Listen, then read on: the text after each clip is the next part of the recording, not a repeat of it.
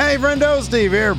And Larson. And welcome back to Going In Raw, the only pro wrestling podcast you need to be listening to right here at youtube.com/Steve and Larson. Available wherever podcasts can be found. And, of course, taped live at the Twitch at twitch.tv/Steve and Larson. We got a new All Atlantic champion in AEW. That's right, Orange Cassidy became the next All Atlantic. The second. Yeah, I was like, was there anybody? No, Pac won it first. Yeah. He became the new All Atlantic champion tonight in the main event. Thrilling match. Really good stuff. Good to see Orange Cassidy. Look, you and I are both big Pac fans. I've always loved Orange Cassidy, though. He's a lot of fun, and he's a terrific wrestler. He is a lot of fun. And, yeah, I think they said, what was it, like his 60th win or something like that? 68th. Oh, 68th. Yeah, they couldn't wait just one more match. They couldn't have given him one match on Dark or Elevation and made it 69? And just have him be his first title win. I guess I saw on Twitter his ninth try at a title. Wow. Ninth try at the title. That's awesome. Good for him. They could have done the 69th win. Come on. This is what I'm talking about, where AEW creative is just in the toilet. They don't think about these details. Dude, I guarantee you, if Cody was still there, it would have been on his 69th win. I guarantee you. 69th win. You might be onto something. Yeah, it was a really solid match. Both championship matches tonight were really good. Mm-hmm. We also got Jericho versus Danielson 3 for the Ring of Honor title. And we saw Daniel Garcia finally make his choice. He saw this coming a mile away. He ends up hitting Bryan Danielson with the Ring of Honor title. Seemingly rejoins Jericho Appreciation Society if he ever was out of it. Yeah. But just because you could see it coming doesn't mean it wasn't effective. Still, Daniel Garcia has been doing a hell of a job selling this whole story from the very beginning. And I'm interested to see, we're getting another match between Garcia and Danielson out of this. And I don't know how anybody could be upset about that, because the two previous matches they had were both really good. Yeah, no, absolutely. This is good stuff. They've been doing a hell of a job with Garcia. I'm curious to know where it's going to go before I could you see it coming a mile away? Maybe like a couple weeks ago, I thought if they were going to pull the trigger, maybe do it there. He's been doing phenomenal work in this story, so I am curious to see where it's going to go. Clearly he's going to keep on feuding with Danielson, and like you said, nobody should complain about another match between Garcia and Danielson. That was really good. Earlier in the day, it was made official. Renee Paquette, All Elite. That's right. Of course, she spent a lot of time with WWE. Was their first women's announcer on Raw, anyways. And just absolutely terrific. Of course, she's got her own podcast, The Sessions. Given who her husband is, this isn't terribly shocking, but it's also it's pretty great just from her own career perspective, man. She adds so much to anything she's in. Pretty terrific signing here for AEW. Absolutely. You saw that. I'm sure you saw that still floating around social media of basically the entire crew of WWE backstage, with the exception of Booker T. Yeah, right. Is now in AEW. There's that one that was going around with where Punk made his debut on backstage. Yeah. Everybody in that shot, I believe. Yeah, it is. Is now in AEW. Cold Joe. I guess Phil's status up in the air. Yeah, they did. They sort of missed the opportunity to complete the circle, but contractually, maybe he's still actually with the company. We don't know. Oh yeah. Pending investigation. Yeah, we don't know. There was a reference. There was a reference, though. There's a couple of references. I thought in the whole Mox Hangman. There was one direct one and one that you could interpret for sure. Hangman dropping an amazing promo, which I hope is going to lead to bigger things. I don't really think that he's going to win in Cincinnati on Tuesday. But, my God, when I was watching this, I was like, I really have no case to make now for your assertion that Tony Khan never should have taken that title off Hangman. He's so good, and he was sidelined forever, man. So hopefully this means that he's not going to be sidelined anymore. I mean, he made reference to the Young Bucks and Kenny Omega not being around, disappearing. The Dark Order, one by one, seemingly disappearing. Made a couple there. He made a reference to CM Punk potentially. I thought Mox did too, perhaps. Yeah, you can read between the lines for a lot of that stuff. I mean, just by nature of everything that went down. Yeah. So no, I thought all in all, I thought it was a really solid episode of Dynamite. You know, if you take out the Warjo match, which really had no point in being there. I mean, I like Warjo. Fine. Wasn't really motivated by anything. Give us another women's match. I thought it'd been a pretty stellar episode of Dynamite. Yeah, I think that the women's division stuff, I don't know. You go back a couple weeks when Saraya came back. I'm going to bring change to this division. There's no change. They started at 6:30 tonight. I don't know how long that match was, but it wasn't. It was about was it like 11 minutes. Okay. And they just jammed their top stars into on Dynamite into a single thing. The Nyla Rose stuff was really good later on. That stuff's really terrific. She's hilarious. Nyla is great. But yeah, I mean that's a sort of par for the course AEW. So let's just go ahead and kick things off. Dynamite kicked things off with Renee Paquette coming to the stage to a wild reaction from the Toronto crowd. She welcomed everybody to Dynamite, introduces Christian Cage, asks him how it feels to be back in Toronto. He says, it's great to be back, and as the face of Toronto and all of Canada, I'm going to guarantee a victory tonight. It's like the Maple Leafs losing in the first round of the playoffs guarantee. Without further ado, let me introduce Luchasaurus. And we had Luchasaurus versus Jungle Boy. This is a really good bout. Really good match. Yeah, they tons of time for this one. This is probably, I don't know, I've seen most of Luchasaurus' matches in AEW. This is probably his best one. This was terrific. This was fantastic stuff. Fantastic. That Poison stuff. Rana looked gnarly, by the way. They always look gnarly, though. They do, but this one it looked a little bit more slow motiony than the other ones. He's so big. Because Luchasaurus is like 6'7", yeah. He's so massive, but like this one seemed just, it was a try not to win's challenge here, Larson. It really was. It really was. So down towards the finish, Luchasaurus looking for his finish. Jungle Boy set elbows out of it, hits a crucifix bomb, gets a 2. So Jungle Boy is looking for a kill switch. Instead, Luchasaurus lifts Jungle Boy into shoulders. Jungle Boy Jack Perry. That's what his lower third said tonight. Is that the first time it said that? Wait, what's that? Jungle Boy's lower third said Jungle Boy Jack Perry, not just Jungle Boy. I know commentary's been referring to him as that so much lately. It wouldn't shock me if his Tron has said, or his lower had said that before. But yeah, I think they're transitioning. That's the first time I noticed that today. Lou here in chat mentioned the table spot. Yeah, earlier Jungle Boy hit a sunset flip powerbomb. Flat says All Out was the first time. All right, thank you. Through the table shows how much I am paying attention. So Jungle Boy is on Luchasaurus' shoulders. That's when Jungle Boy hits the aforementioned Poison Rana, follows with the kill switch with Luchasaurus kind of like on his knees, just starting to get up. Luchasaurus kicks out, so Jungle Boy locks on the snare trap. Luchasaurus gets the bottom rope, and Jungle Boy is trying to pull Luchasaurus back towards the middle of the ring, but Luchasaurus is holding on with his left arm, I think, because Jungle Boy is working the right arm. May have the arms backwards. Anyways, but Christian's helping Luchasaurus hold on to the rope. Well, Jungle Boy sees this, tells the ref, but then goes down the floor and starts chasing down. Christian gets back in the ring, gets up top. Luchasaurus hits basically a choke slam off the top rope and follows with his finisher, that burning hammer type deal. Yeah, to get the win. Yeah, good win for Luchasaurus too. Yep. So yeah, that feud, that whole thing continues. After that, Renee interviews Ethan Page and Stokely backstage. Stokely shakes Jose's hands. The iPads involved are talking about contract tampering. Matt Hardy and Private Party step in. Stokely says, the firm has purchased Private Party's contract since Matt wanted them free. Matt said, yeah, I wanted them free from the firm too. And then Page challenged Cassidy to a match on Rampage. If Isaiah wins, they're free from their contracts with the firm. But if Page wins, Matt Hardy's contract then belongs to the firm as well. It's so convoluted. It really is. It really is. What's the motivation for any of this shit? It's just the contract tampering stuff with WWE. That's it. This whole thing is just one big shot at the contract tampering stuff. It really is, but it's so convoluted. You're like, well, is this a rib? Are they trying to stick it to WWE? What is it? Let me ask you something. What? Mark Sterling has been Dan Lambert levels of annoying lately on TV. Yeah, you got that right tonight, especially. You got your hottest act, one of your hottest acts, maybe your hottest act, The Acclaim, and then like 2 weeks, well, maybe more than that, matter of a couple weeks after they win the titles, you have this guy come in and like, no, I got trademark for everything you do now. You can't do what's help get you over. I'm like, okay. This is like Wardlow bullshit all over again. So I get when in doubt, you go with the litigation route.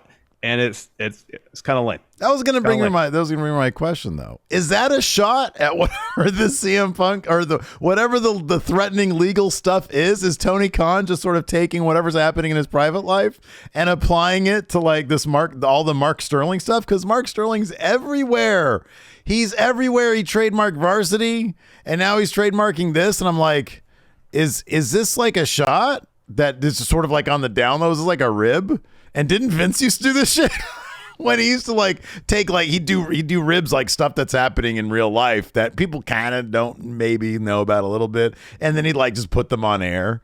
Is that going to happen to us in ACW? Are we going to be taking our private lives and just putting them in stories? I certainly hope not. Matches. I don't know if it's necessarily a reference to CM Punk or a reference to maybe Tony Khan just thinks it's funny that every other day when he's looking at wrestling news sites and WWE's trademark some ridiculous name, like was the one they trademarked today, Uncle Howdy and Uncle Harper, yeah. Sees that and is like, well, that's silly. I'm gonna have Mark Sterling trademark everything. Maybe he just thinks. I mean, he's probably dealt with a lot of lawyers in his day, so maybe he just knows that they're like annoying or something like that. I don't know. It's just Sterling's everywhere, it's like I get, and I agree with you. I get the idea of you want some heat. You got to take something away from the good guys so they can fight and get it back.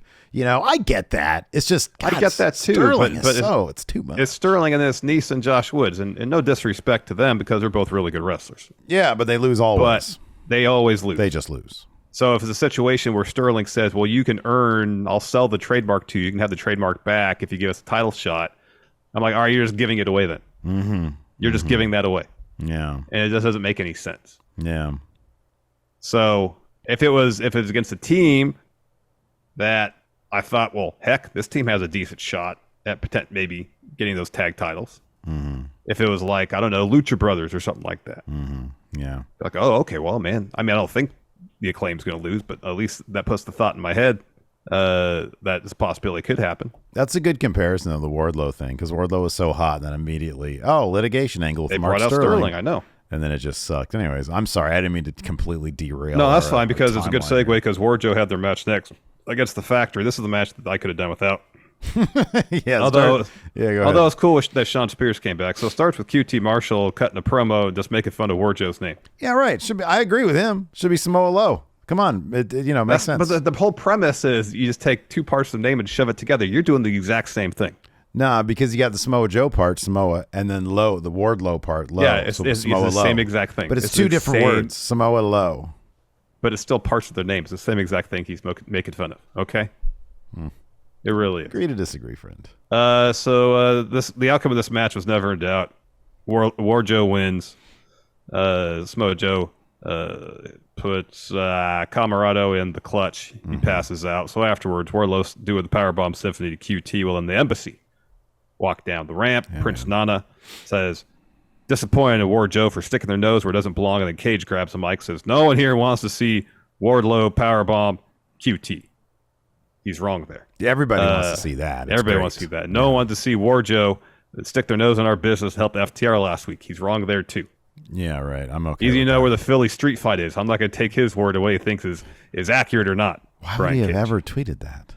I don't know. So he asks, has anyone ever even seen FTR today? I wouldn't let them into Canada. Of course, this brings out FTR. And then Dax says, fuck, on live TV. Yeah. They try to bleep it out, but you get a little bit of it. Yeah. It says, well, there's three of us, but Wardlow just had a hard night, so I can't ask him to work Friday too. But we have a partner. It's from Canada. Out comes Sean Spears with the whole 10 gimmick back. I mean, that theme song sound almost exactly like his WWE one. The whole perfection with the 10 instead of the I and the 10. He's got the new shirt and everything. He needs the vest with the high collar. He needs the high collar. 10. The Zartan collar, yeah. The laminated 10 with a little hair in it. All that back.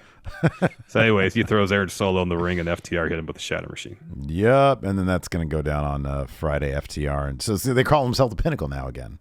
So it's still the Pinnacle. Yeah. So after that, we had a Chris Jericho 2.0 interview. Parker says Danielson's a piece of garbage. He said Bryan made this personal by trying to poach Garcia by breaking up our happy family. Menard promises that serving Garcia some humble pie will hurt us worse than it'll hurt him. And then Jericho says, Danielson forced me to hurt Garcia. Garcia hasn't returned my calls and texts. He says, tonight I'm the Lionheart. I'm going to go out there and out-wrestle Bryan. I'm going to out-fight him. And I'm going to leave Toronto the Ring of Jericho champ. All honor the Ocho. Yep. Then we got Swerve taking on Daddy Ass. Yeah, man. Billy Gunn. Was he shouting out your Philly Eagles, dude? That gear of his seemed awfully, it was that green. It was nice green. It wasn't Volt, it was green. Daddy Ass, yeah. With some silver. Yeah, it looked like some I don't silver know. Zubaz pattern. It looked pretty cool. There's some pattern on the back, yeah. Look at that. Early on, Billy was intent on lowering his shorts. Mm-hmm. He wanted to show, he wanted to expose his buttocks because he's Mr. Ass. Yeah, he's Daddy Ass. Yeah. Daddy Ass, yeah. So Swerve's working over Billy's leg throughout. At one point, he hits the Swerve Stomp. Billy kicks out of that. That was a nasty-looking Swerve Stomp, too. Oh, God, it was, yeah. Yeah, so Swerve's looking for a house call.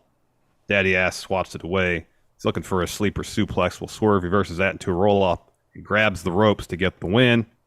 Afterwards, the Acclaim come down to check on Billy because Swerve was really working over his knee. They're all about the scissor.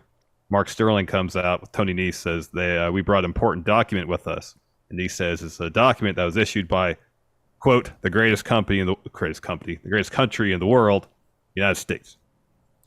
This document says that Sterling owns the trademark to the term scissor me, which means that the Acclaim, they can't scissor anymore. All the T-shirt sales belong to Mark Sterling. Tells them, at first they were about to scissor anyways. He's like, no, don't do it. Actually, you know what? Go ahead. Yeah. Because if you do, I'll sue you. And you'll have to drop the titles because you can't, something like you won't have any money, so you won't be able to hold on the titles or something like that. Yeah. Says, but I'm willing to work with you on this, so think of some ideas. I have some, but until then, he says, scissor me, Daddy Nese, and then he does it to Tony Nese. There you go. All right, let's take a quick break here to get a word from our sponsor, BetterHelp. Hey, Larson. Yeah, Steve? I'm sure you know that lately we've been seeing more and more professional athletes speak out about the importance of mental health, and there's been several top stars that stepped away from their sports to tend to their own mental well-being. But pro athletes aren't the only ones who need to take care of their mental health, and therapy is the best way for anybody to stay in peak mental shape. That's true, Steve, and I've been there before myself. About 20 years ago, I was dealing with severe anxiety, and realizing that I wasn't in peak mental shape, I went in search of a therapist. But back then, finding the right therapist was a difficult process, and it took me quite a while to find someone I was comfortable talking to. But once I did, I started gaining the tools I needed to better cope with my anxiety. Today, BetterHelp is a great option if you're considering therapy, because it makes the process of finding a therapist much more convenient and accessible. The whole process is done online, so you don't have to leave your house, and all you gotta do to get connected with the therapist is fill out a quick survey. Plus, you can switch therapists at any time. So when you're ready to feel at the top of your mental health game, therapy can get you there.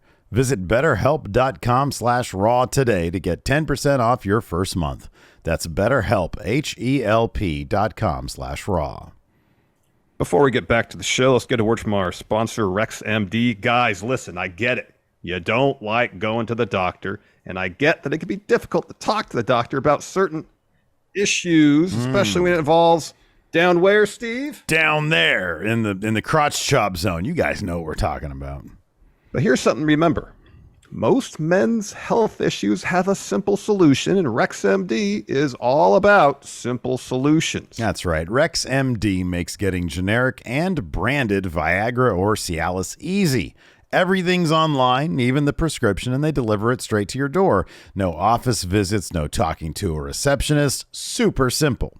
It is super simple. All you got to do is fill out a quick medical questionnaire online, and a doctor will review your situation and prescribe you generic Viagra if appropriate.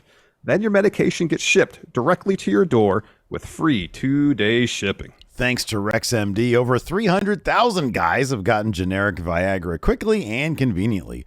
RexMD is fast, simple, and cheap, and you can access your U.S. licensed RexMD physician anytime you need afterwards. RexMD just works, and it works the very first night. So guys, Are you ready? Wow. Starter packs of generic Viagra or Cialis are now available for our viewers, but you've got to go to rexmd.com/raw to get started. That's rexmd, rexmd.com/raw. After that, we had, oh boy, 2 great promo sides. This MJF one was really good too. Yeah. So before he really gets a chance to say much of anything, Stokely steps in. He says, we caught Yuta and put him to sleep. MJF says, hey, the rest of the roster might find that funny, but not Daddy. He says, this is strike. He's talking about being interrupted. He says, this is strike 2, and if it happens again, I'm going to fire you. And then he's asked about Regal. He says, he's about as villainous as Mary Poppins. We have a dark past, one which Regal doesn't even want to be reminded of. He says, was I going to shake Yuta's hand? Because that was originally what he was asked. Yeah, so I don't know if he said Regal has a dark past or they. I was trying to type this as he was talking. So I didn't get the context. I don't know. If Regal is villainous as Mary Poppins, he has a dark past, or he said they. I thought he said they, but okay, it could be wrong.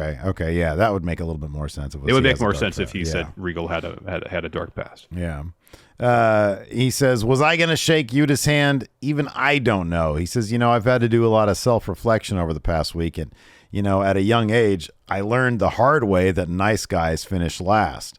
He says, I know a lot of the locker room hates my guts, and so does the audience. He says, but they have no clue what it's like to be me. He says, I wake up every day knowing I have to be the bad guy. He says, you don't like me? Tough shit. I don't like myself either. He says, but that's what it takes to become champ. Because I'm the man with a plan, the man with a chip, and a generational talent. I thought MJF's strongest stuff that I've ever seen from him was when he in the punk stuff, when he was talking about being picked on as a kid because he was Jewish.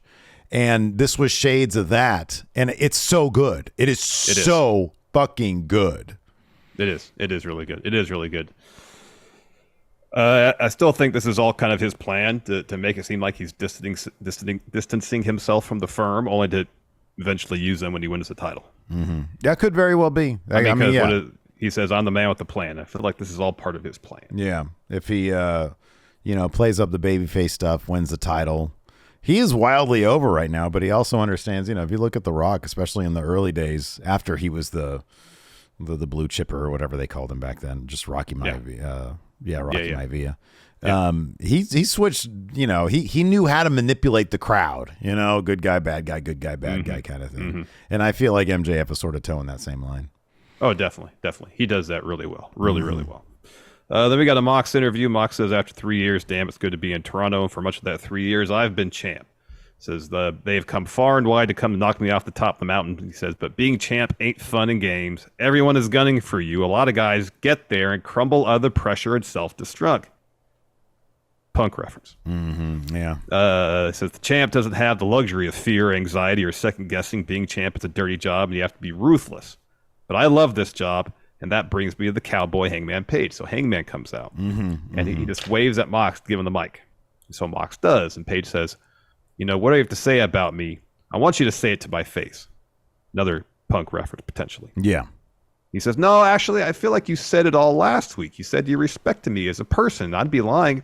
That coming for you, that meant the world to me, because I watched you for the last 3 years and come to respect you in the ring, and outside of it, you're a hell of a champ, hell of a father, and a hell of a husband. And there have been times when I looked at Mox and saw the kind of man I wanted to be. And then they cut to MJF. He's sitting up in the luxury suite. Mm-hmm. And then Page tells MJF to listen to this. So he says, but last week, you shattered the illusions I had about you when you called me a nice kid. Is that how you feel about me? Am I a kid to you? And then Page is still holding the mic. Mm-hmm. And Mox leans in and says, yeah, that's exactly what I think about you. He says, I don't think you're the same guy who knocked me off a ladder a year ago. Next week, if you get the shot to take me out, I don't think you have the guts to pull the trigger. And then Page says, well, maybe you're right. I hesitated in May, and it cost me my title. I went for the trios titles, and we failed. I've had to watch as week after week the Dark Order seemingly disappear. My old friends have disappeared, and for all I did, I'm left with nothing. So no, I'm not the same. I'm angry. I'm depressed. The medicine ain't working, but I'm still here because I'm a man. I'm a husband. I'm a father. I've been choked till I turn blue. I've been beaten in the face, but I keep coming back because I'm a man, damn it. And he's hitting himself in the head while he's saying this. Yeah, that's really good. So he says, so I know what I have to do in Cincinnati. I don't care if your family's in the crowd. I'll beat you within an inch of your life to take back the title that I let slip away. I have nothing except my shot and my word. And next week I get my shot. And tonight I give you my word. I will be the next AEW champion. And that's when he turns a little bit and the camera catches this red lump on his head. And he keeps on like touching it. And he says, unlike him, MJF, I want to come to you and tell you that face to face, man to man. And he leaves and he bumps into Mox on the way out. Stellar stuff. Tony Khan should never taken the belt off this guy. You give Page interesting stories in long range, he could become one of the hottest things in all professional wrestling. Yeah. Ball drop. Having Phil beat him. Let me ask you about this segment specifically. This isn't a knock on the idea to do it because I think it was a solid idea to do it. The crowd seemed distracted by MJF, and in fact, at the end of this didn't boggle my mind. He's wildly over. This was a stellar promo, and the crowd at the end of it was chanting MJF. I really liked MJF's performance when they kept on cutting back to him. He seemed intrigued and not mocking it like, a mustache twirling villain. He seemed interested in what Hangman had to say. If you're Tony Khan, do you put MJF out there as the, potentially distracting the crowd? I thought it was a good move. I was like, I would not have thought, oh, they're all just going to start paying attention the entire time to MJF and not pay attention to this Hangman promo. But in retrospect, I don't know, maybe you don't put him out there and you let the entire spotlight focus on MJF and the entire duration of the story between Mox and Hangman, MJF has been up in the suite, watching up there, clutching his giant chip. Why would this be any different? Eating his popcorn. So I guess if nothing else, you're continuing on with that particular detail to the story. Mm-hmm. I understand. I mean, for me, obviously, I'm a huge Hangman fan. Mm-hmm, yeah. So I was into every word he said. Yeah, as was I. Yeah. I'd only really pay attention to MJF when they cut to him. Granted, I'm not in the arena where I could just look at MJF rather than looking at what's in the ring happening in front of me. So I don't know. And I would imagine a lot of people who watched it on TV probably had the same take on it that we have. Mm-hmm.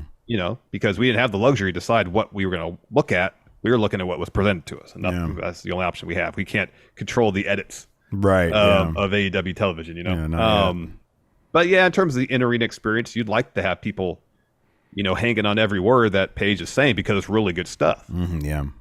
He's in there. He's pouring his heart out and he's getting himself a giant lump on his head to state his claim in front of this guy who's belittling him. That, yeah, you're right. I don't have anything now, but I have me. Mm-hmm. I'm a man. I keep coming back. I get knocked down. I come back. And it's the best stuff he's done since dropping that title. It is. It absolutely is. Yeah. And it'd be great if people in the crowd were focused on that rather than MJF. But again, you set the stage consistently with this framing. Yeah, I guess you have to carry on with. I've seen that sentiment. And I'm like, I get it, but everything's in hindsight. Like, you have the major players here, and MJF is that looming threat. Yeah. The observer who wants to, he's the puppet master. What you could do then, I guess, if and when MJF beats Mox for the title, depending how the match next week plays out, depending how Page loses it, if they want to come around to do Page versus MJF for the belt. Mm-hmm. After MJF wins it, that's something Page could bring up. Yeah. It's like, I was out there and I tried to talk to Mox man to man, and yet you were up there. You're a sideshow, yeah. Yeah, taking the focus of everybody away. Mm-hmm. Yeah. Maybe that's something they could touch on. I don't know. Yeah. After that, we had a really well put together video package for Jericho Danielson, and then we had Jericho Danielson for the Ring of Honor title. This was really a phenomenal match. Yeah, the whole the Jericho being the Lionheart, it's just really good stuff. He's doing phenomenal work these days. He is, and it's a nice touch. They have that White Zombie song playing as his theme. Starts out with Judas. They don't do the record scratch, which I appreciate.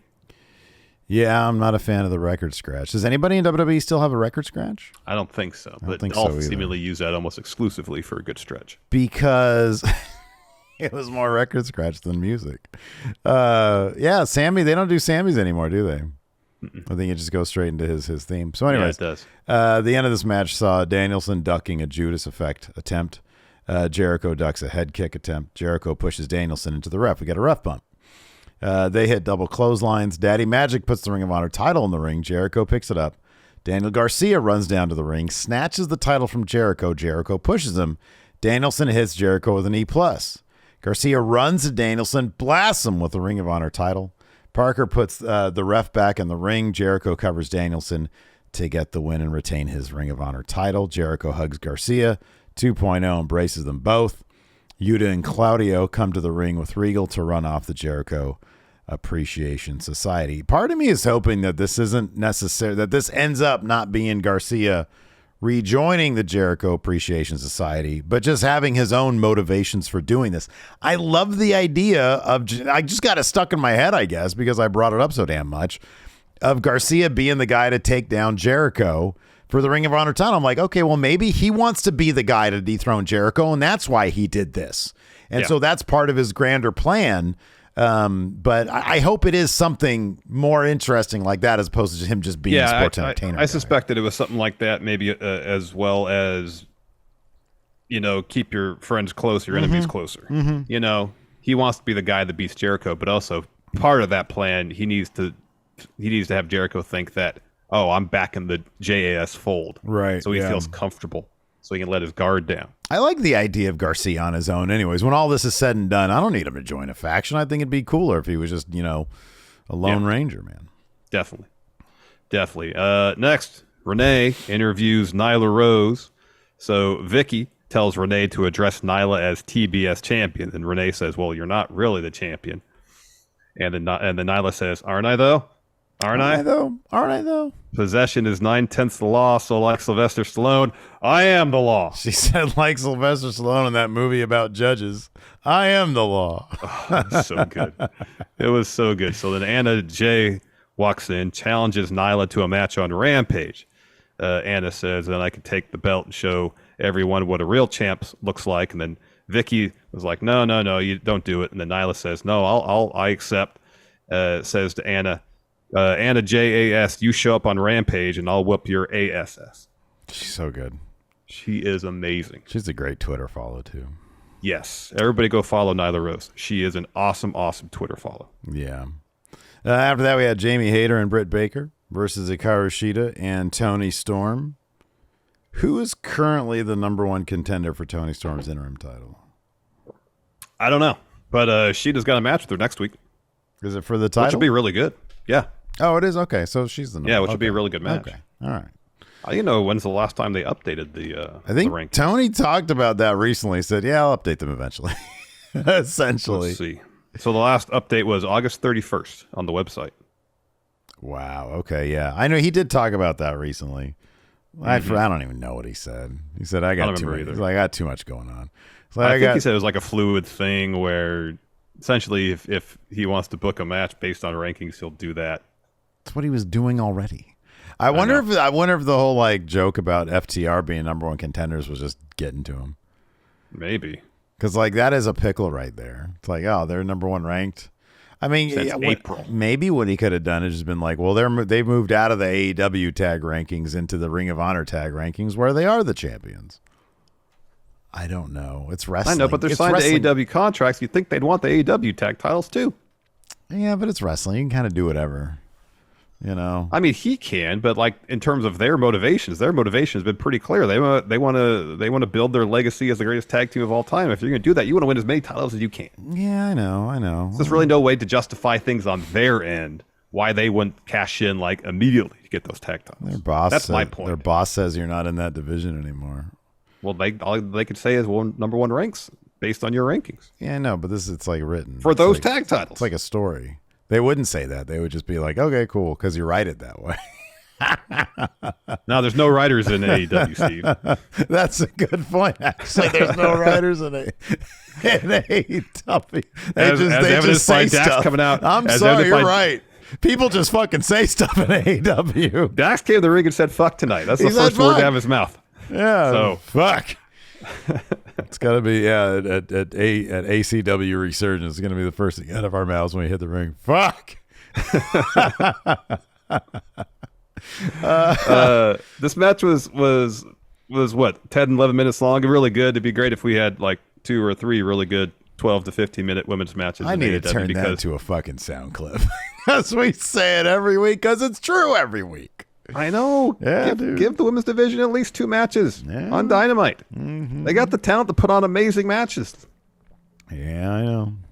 Tony, give us more women's division matches, please.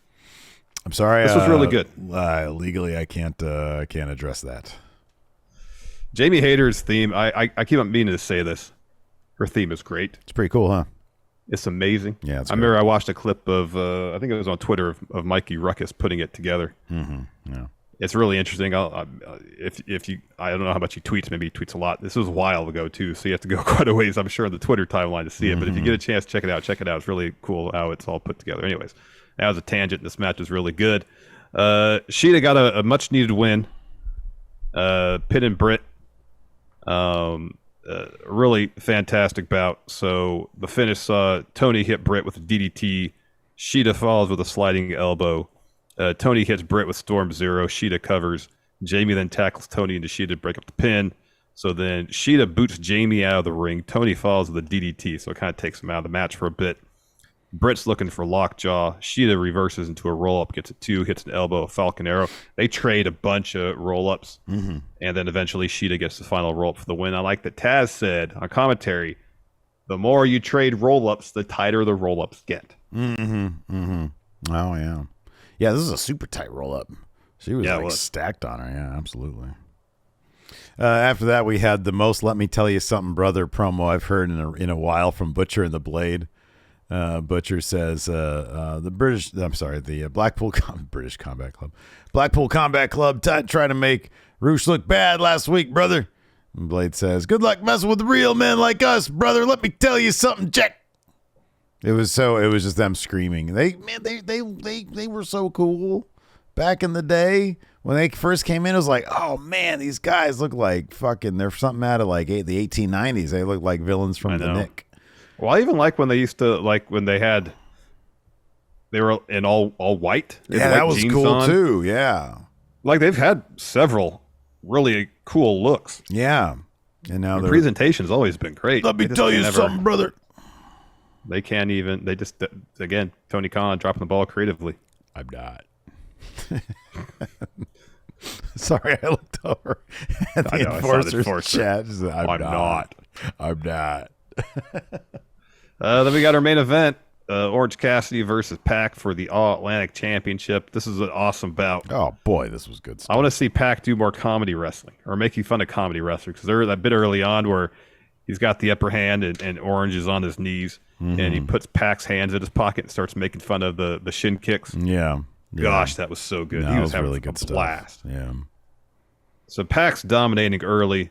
During the commercial break, he pulls Orange up to the top of the ramp, hits him with a tombstone, and says, "Hey, ref, come with me to the ring. I'm going to win this by countout." They did like a jumping tombstone during picture-in-picture. And then they came back from it. How crazy this match was. They showed it on replay a million times. It was amazing. Orange, wisely, rather than trying to get up and walk, just rolls down the ramp. Yeah. Just barely beats the 10 count. Pac puts on a brutalizer immediately. Yeah. Orange gets to the bottom rope. So then Pac goes to the floor, walks towards the timekeeper area, but the ref, Bryce, intercepts him and says, "No, I saw it happen last week. No hammer this ain't for happening you." again." Yeah. So then Orange hits a suicide dive, gets back in the ring, or a suicide dive DDT, hits another DDT in the ring. Pac is the absolute best seller of DDTs. Oh, completely. Dude. He does like a full bridge. I know. Yeah. Oh, it's amazing. Where was I? Then Cassidy hits an Orange punch, covers, Pac kicks out, so Orange goes up top. Pac rolls the apron, gives Orange a thumbs up. So then I don't know what Orange was thinking here. He jumps off the top rope towards Pac, and Pac just kicks him. Yeah. Orange hits a beach break, looks for another Orange punch. Instead, Pac catches him, hits a suplex, locks on a brutalizer. Orange rolls to the rope, so Pac yet again slides out of the ring, goes to the hammer again. Danhausen's down there by the timekeeper area. Curses him. So Pac hits him. Ref's there. Spins Pac around. says, "Give me the hammer." Pac does. But while referee Bryce is dealing with a hammer, Pac sprints over. This was so... How many times do you see someone look under the apron trying to find something?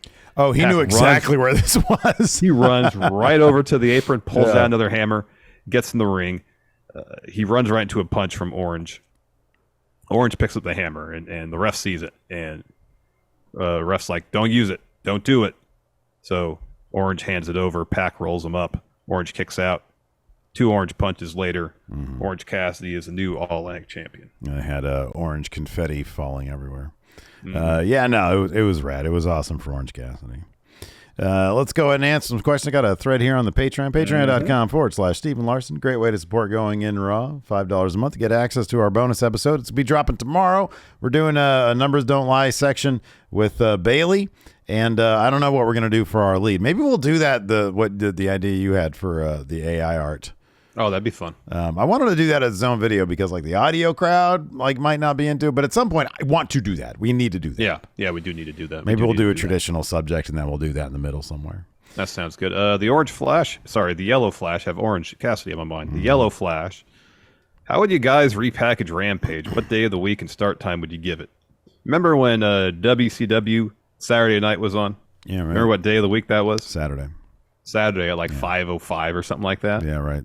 Yeah, 6:05 on TBS. Yeah, do that. Yeah, right. I thought that's what they were going to do in the first place. Yeah, I thought that's what they were going to do. Make it a studio show. Don't film it. Don't film it with the other stuff. That's what Dark Elevation is. That's their studio show. Oh, do they still do that as a studio show thing? I think so. I don't watch that shit. So yeah, and as far as repackage, it's fine. This is Rampage. I'm fine with the rest of it. And I mean, it's got a better time slot. Yeah, it needs a better time slot. But it's got some good stuff going for it. Andrew Connolly says, not an AEW question. Do you think with War Games coming up, can they do a triple threat? One with the OC, Judgment Day, and Ray and Edge and someone else? It's possible. There's been three teams in War Games before. Yeah. The first one in NXT had 3 teams, didn't it? I think that's true, yeah. Blake Whitehouse here says, which Christian promo is the most heel thing he said in AEW, bringing it up Jungle Boy's dead father and wanting to smash Jungle Boy's mom or tonight when he said he wished JR was on commentary? Well, that's the most offensive thing right there. God damn. Wow. That's nuclear heat you got there with me, Steve. What's up with that? Look, man. So we're getting this news right here. This is some breaking news. What's that? I'm trying to find out if it's real, but somebody keeps. Oh wow, yeah. Zach Clayton officially signed with AEW. I saw that earlier today. Yeah. Yeah, man. That's huge. That's absolutely huge. What are your thoughts on that? Your favorite? If anything's going to get me to stop. Mm-hmm. Yeah.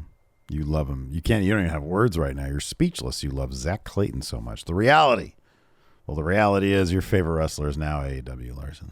Well, I guess the good news is I don't watch Darker Elevation, so won't see him on my television anytime soon. The bad news is he's now exclusive, so he can't work ACW. What a bummer. That was going to be your birthday present next year.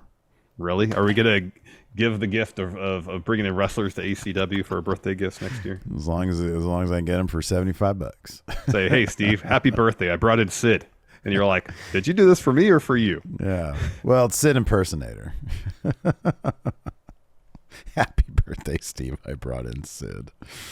Oh, man. Pretty sure it's you. He's staying on my couch. His feet hanging off 3 feet. Let's see here. David Matushek, do you think that AEW should still be allowed to have non-wrestling TV shows? So there's a rumor that Warner Brothers Discovery wants. Oh, it wasn't a rumor. It was from an interview that Warner Brothers Discovery executive did with Hollywood Reporter. An interview. Confirmed that Warner Brothers wants shoulder programming. So non-wrestling stuff. Mm-hmm. Like a cooking show with Nyla and Vicky. I think that'd be amazing. That would be great. Really, if they took the backstage stuff from Road to the Top and made that its own show, yeah, that'd be wildly interesting. But the problem is Cody made that so good. Without Cody, he was the main ingredient. Without Cody, You didn't watch that. You didn't watch Rose the Top, I guess, at all, did you? I didn't watch a fucking lick of it. All right. I think I watched the very first episode, and you're right. The backstage stuff was the best.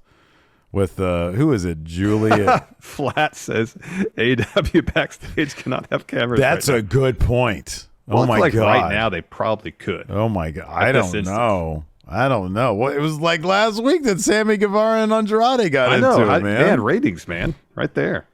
Yeesh! All sorts of legalities. No more interviews with Ariel Helwani. Oh, let's see here. Okay, so David's question here was, should they still be allowed to have non-wrestling TV shows? Wait, what? Yeah. I mean, if they think it's going to get some numbers, yeah, why not? I don't know. Like, he talks some more stuff about like the new head of Warner Brothers Discovery, David Zaslav, but I don't even get what this is all about here. Yeah, I'm not sure. I mean, what Warner Brothers Discovery is trying to do is produce television that they can make on the cheap. They're trying to keep costs down. Yeah, right. And if you have a group of people already in a space, and all you got to do is introduce a couple cameras and you get a show out of it. Yeah, right.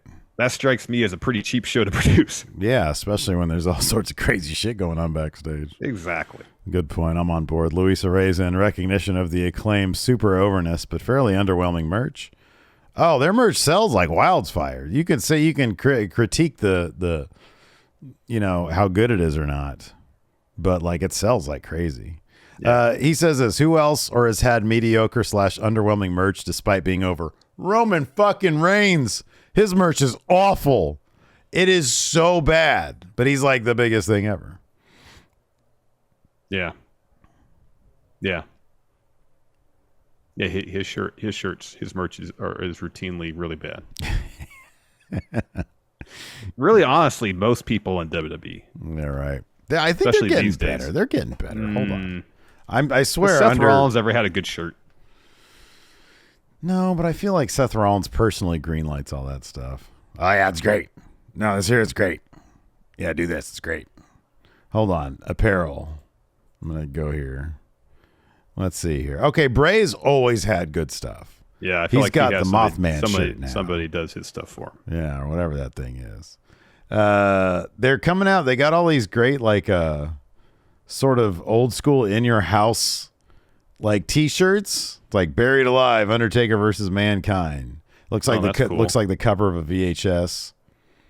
Where did you find that? Is that under the new stuff? Oh, I don't know. What is this? Top sellers. This is top sellers. I need to go to newest items. That's what I need to go to. Let's see here. Okay, we got a couple Rock shirts here. Survivor Series War Games. Yeah, okay, never mind. A lot of this is trash. God, this looks like something. This looks like shit from Redbubble. What the heck? Yeah. Oh my God! Yeah, look at that. Look at the shirt for the OC. The back of it is just a giant screen print saying, "I got your back." I know. That's really awful. Bad. Yeah, this is trash. Never mind. You're right. This is terrible. It's not good. Yeah. It's not good. It's bad when the Miz's shirt is the best one. Mm-hmm. But again, that's just sort of like it's just a giant screen print. Looks like a tabloid. I know. That's pretty cool, though. All right, let's see here. This is good. Alex Foster. WWE and AEW have decided to bury the hatchet and have a softball game for fun. Besides Sid and Braun, what wrestlers should be on each team? I don't know who plays softball in WWE and AEW.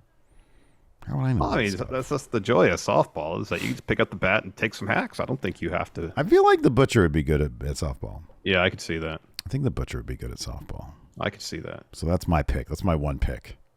I'm going to pick one person. That's it. I will say Seth Rollins. He's an athletic guy. There you go. Perfect. Cameron asks, when do you predict AEW will start doing house shows? I don't know if they ever will. Never. They let their people do indie stuff, so that's their house shows. That's kind of their house shows. Yeah. I'm trying to find these in your house shirts. I can't find them on here. Moses Supposes says, how do you see the Jungle Boy Christian feud playing out? Jungle Boy will eventually beat Christian. Will he get his win back from Luchasaurus, man? Yeah, he'll do that. Maybe like a cage match or something. Yeah, there you go. do something crazy off the top of the cage, win that, and then whenever Christian's arm heals up, he'll beat Christian. There you go. It's good. Good stuff. I'll send you the link to that In Your House thing. Thank Shotzi has a cool shirt on here. Now I'm missing the In Your House one. Anyways, that's going to do it for the show today. Thanks, everybody, for hanging out. We appreciate it. Till next time, we'll talk to you later. Goodbye.